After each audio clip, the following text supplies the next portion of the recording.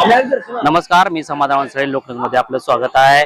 आज आपण गोपाळपूरमध्ये आहोत आणि आषाढी एकादशी संपल्यानंतर या गोपाळपूर या ठिकाणी गोपाळ कॉलेजच्या या ठिकाणी येऊन सर्व पालखी या ठिकाणी दर्शन घेऊन परतीच्या प्रवासाने जात असतात वगैरे। आणि इथून नंतर पुढच्या वर्षीचा हा प्रवास कसा असणार आहे अशाच पद्धतीने या ठिकाणी पालखी येऊन थांबलेली आहे आणि या ठिकाणी भाविक देखील या ठिकाणी उपस्थित आहे। आणि या ठिकाणी बघायला गेलं तर या ठिकाणी कीर्तन आणि या ठिकाणी त्यांचं प्रवचन चालू आहे। अशाच तऱ्हेने या ठिकाणी जी काही महिला असतील किंवा लहान मुली असतील त्यांच्याशी आपण देखील संवाद साधणार आहोत। देखील त्या या ठिकाणी विशेषतः बघायला गेलं तर नवीन जनरेशन नवीन पिढी या ठिकाणी पोहोचते हे फार महत्त्वाची गोष्ट आहे। अशाच पद्धतीनं ह्या ठिकाणी जे नवीन पिढी आहे नवीन पिढीची आपण संवाद साधणार आहोत। आणि तुम्ही बघायला गेलं तर सरासरी या ठिकाणी दिवस बदलत आहेत, तशाच पद्धतीनं या वारकरी संप्रदाय पुढे गेला पाहिजे। वारकरी संप्रदायाला हे नवीन पिढीपर गेला पाहिजे, जुन्या पिढ्यापासून नवीन पिढीपर्यंत गेला पाहिजे। तशाच पद्धतीनं आपल्यासोबत आजी आहे त्यांच्याशी आपण संवाद साधतोय। नमस्कार। नमस्कार। हे मुली तुमच्याकडेच काय? आमच्याकडे शिकायला राहिलेले आहेत।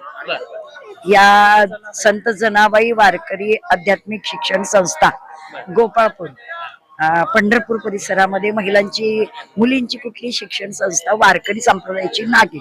आणि म्हणून आम्हाला बऱ्याच वर्षापासून वाटत होतं की आपण फक्त भारूड घेऊनच या दिंडी सोहळ्यामध्ये गेली 42 वर्ष आपण चालतोय, तर ही पुढची पिढी एक वेगळी आगळी घडली पाहिजे।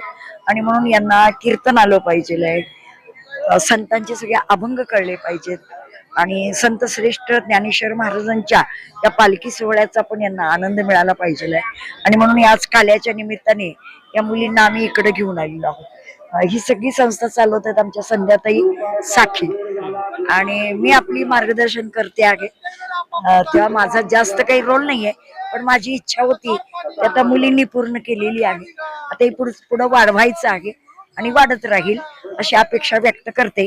आणि संत जनाबाई महाराजांच्या आणि संत श्री गोपाळ कृष्णांच्या चरणामध्ये नतमस्तक होऊन हे रोप लावायचं काम केलेलं आहे, ह्याचा वटवृक्ष व्हावा अशी अपेक्षा व्यक्त करते। अगदी बरोबरच। आता अशा म्हटल्याप्रमाणे की हे रोप लावलेला उगवते, परंतु हे नवीन पिढीने पोचलं पाहिजे, काय केलं पाहिजे? खरं तर मुलांच्या शिक्षण संस्था भरपूर ठिकाणी आहेत, मुलींचं प्रमाण कमी आहे। जितक्या प्रमाणामध्ये मुलींची संख्या पाहिजे किंवा मुली संस्कारित झाल्या पाहिजेत, आत्ताचा काळ बघता मुलींची जी राहणीमान किंवा त्यांचं जे वागणं बोलणं या सगळ्या मीडियामध्ये जे काही दिसतंय चित्र आत्ताचं, तर ते बघून असं वाटतं की खरंच या मुलींना संस्काराची फार गरज आहे। आपले संस्कार, आपली संस्कृती, आपली परंपरा काय आहे, हे वारकरी संप्रदाय काय आहे याचं शिक्षण या वयामध्ये यांना मिळालं तर ही पिढी रुजलेला संस्कार घेऊन पुढच्या पिढीला ही शिदोरी पोचवू शकते। आणि म्हणून याच वयामध्ये आपण संस्कार घडवू शकतो आणि या उद्देशाने ही मुलींची शिक्षण संस्था आम्ही सुरू केलेली आहे। पंढरपूर तीर्थक्षेत्रामध्ये मुलींच्या शिक्षण संस्था फार कमी आहेत आणि शालेय शिक्षणासोबतच आम्ही शिवकालीन शस्त्रांचं सुद्धा प्रशिक्षण या मुलींना देतो।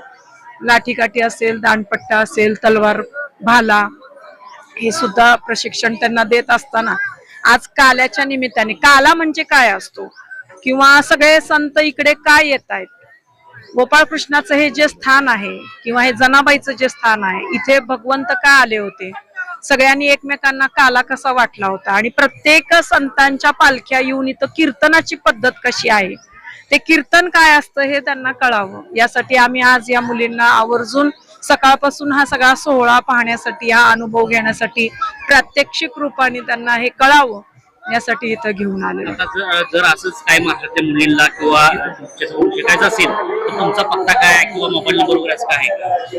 आमचा पत्ता आहे गोपाळपूर ठिकाणी इंदिरा कॉलनी, इंदिरा वसाहतीमध्ये संत श्री जनाबाई आध्यात्मिक वारकरी शिक्षण कन्या गुरुकुल या नावाने आमची संस्था स्थापित आहे।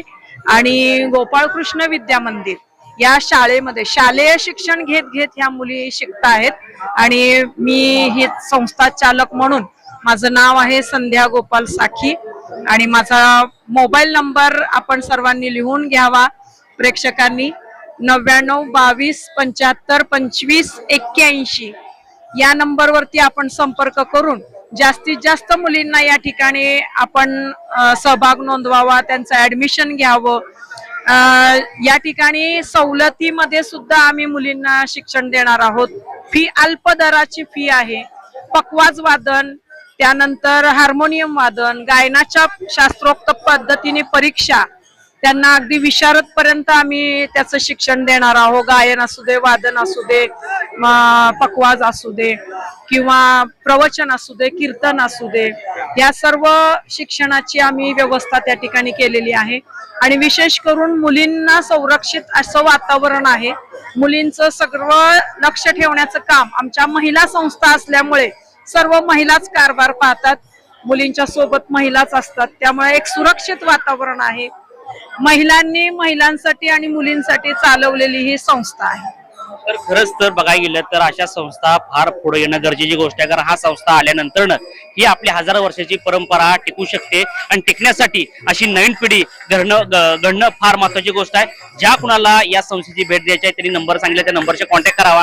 आणि अजून या गोपाळ काळानिमित्त आलेल्या जे काय वारकरी आहेत, जे काय आहेत ते आपण दाखवण्याचा प्रयत्न करतोय, थांबतोय.